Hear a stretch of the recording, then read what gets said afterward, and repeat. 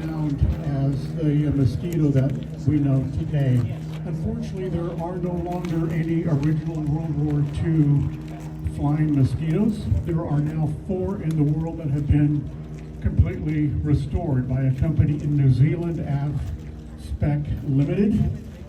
This is the 3rd one that was built.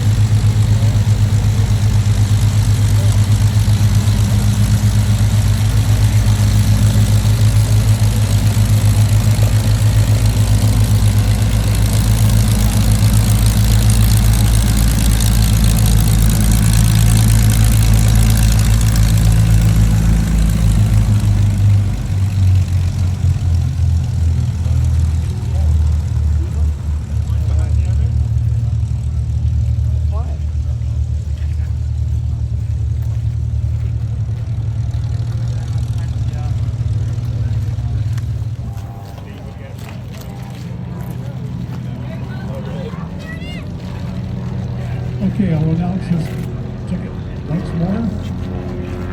208511 for a ride in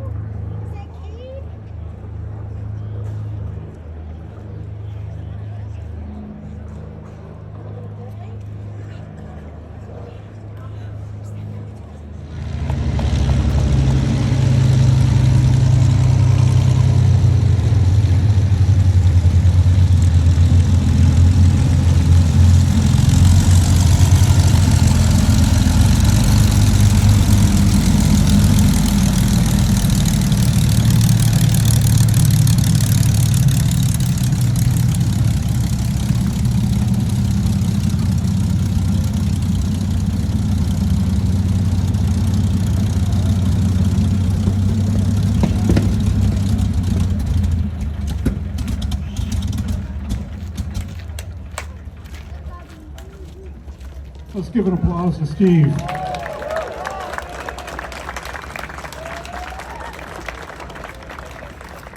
Because once you got 130, then you can reduce, you can fly it on, it'll climb out like an Apache with 4 people in it. But, you know, getting it going is one thing, but once you're cruising, if you shut an engine down, it's pretty fast. It holds its energy well. You too. Hey, that's right. Sorry, go ahead.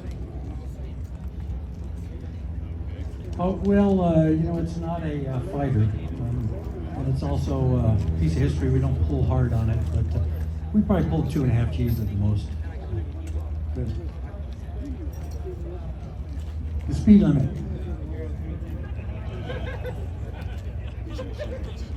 Go ahead. Well, it depends how much gas you have. The way it's configured right now has about 400 gallons, and they go about 600 miles. Oh no, that'd be at a cruising speed. If you did like a long range cruise, you get a little more out of it. If you put a Bombay tank in it, and you know, for ferrying purposes, it'll go over 1,000 miles. I think the book says 1,200, which would be, you're probably flying at about 150 miles an hour, you know, and it's going to take all day. But that was a, you know, in a combat situation, that would be something, you know.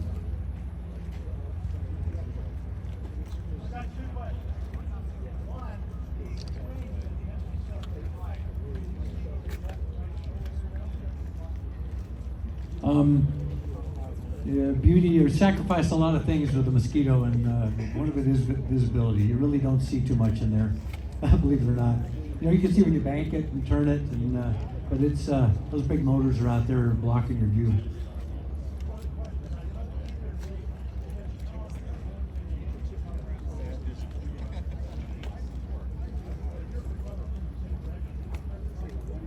Well, it can be, yes.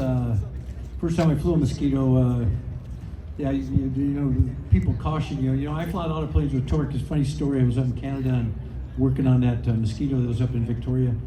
And a lot of the World War II types were there, and they were I'd asked them questions, and you know, they were answering all my questions, but every one of them kept saying, be careful, it's got a lot of swing on takeoff.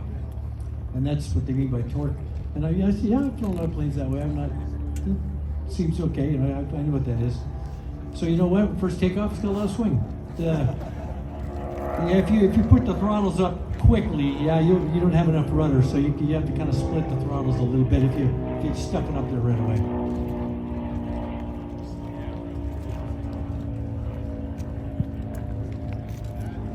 He's asking how comparable it is to P-38 day and night. You know, this is a bomber. P-38's a fighter. You know, it's a fast airplane, but like I say, with a lack of visibility and the fact that it's got a lot of weight to move around, it's not a fighter.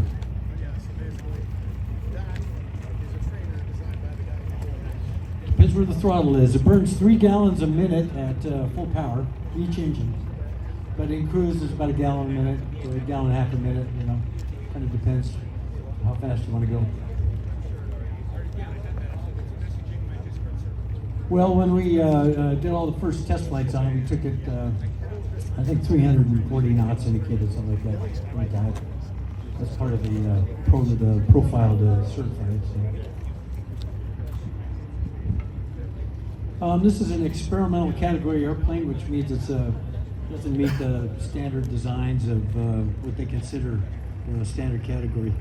And you have to have an experimental rating, and to get rated in this, you have to demonstrate, you have to have the qualifications, you have to have more than 1,500 hours, you have to have time and similar type, and you have to be trained by someone who is qualified to be training you, and then you take an oral and a flight check.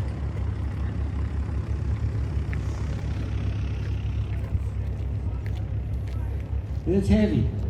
It doesn't, you know, but if you're flying, just going across country or whatever, it does take a lot of motion, but if you're maneuvering it, you know, it takes a lot of force just to actually do what I was doing there. Like I say, it's not a fighter, it's a kind of a bomber. I don't know.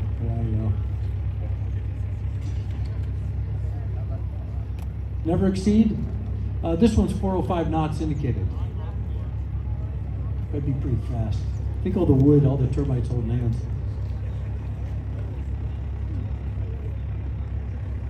Mosquito was what they call a fighter bomber, so you know if they got in, they could get like 17,000 pounds, something like that. But it's a it's a big heavy airplane like that. So go ahead. Well, it's pretty easy to fly. I keep making this point. Once you get a level of experience, they're all built for 19-year-olds, believe it or not. And if you have the proper training and you get supervision, and you can safely operate them, well. But being an American, our design or our operational how to fly airplanes is much different. The British have like air brakes. Like when you taxi around, it sounds like a bus. Because the brakes are on the yoke, and then you select which brake by moving the pedal. So you're taxiing on you just use the brakes, but a taxi's pretty straight.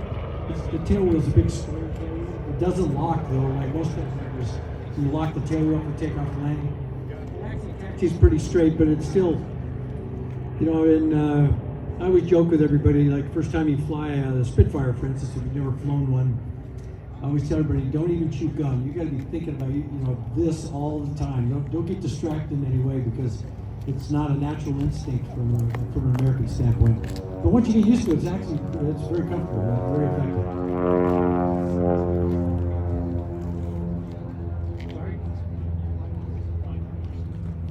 He asked, is it smooth? Absolutely, it's very smooth, and it's pretty fast. This normal cruise will indicate like 215 knots indicated on the airspeed indicator, so it's strewn out 250 miles an hour. Oh, and just the gyro.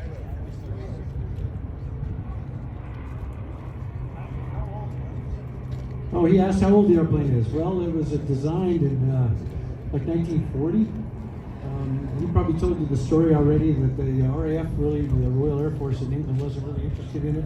So Jeffrey de Havilland, who owned the company, he built it on his own dime. And once the RAF saw, the potential of the airplane, then I think they built 6,000 or something. So it's quite an effective airplane.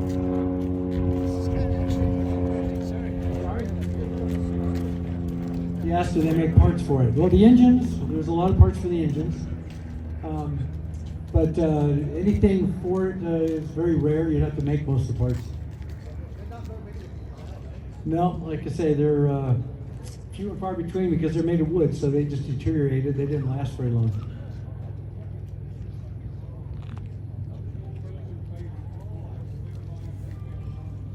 F-86. Oh no, well, that's a good one. I don't know. Mustang's hard to beat. Spitfire, Mark V Spitfire is a lot of fun to fly. What's your fuel consumption on this? 3/4 of a gallon per mile. Oh. That's not the worst.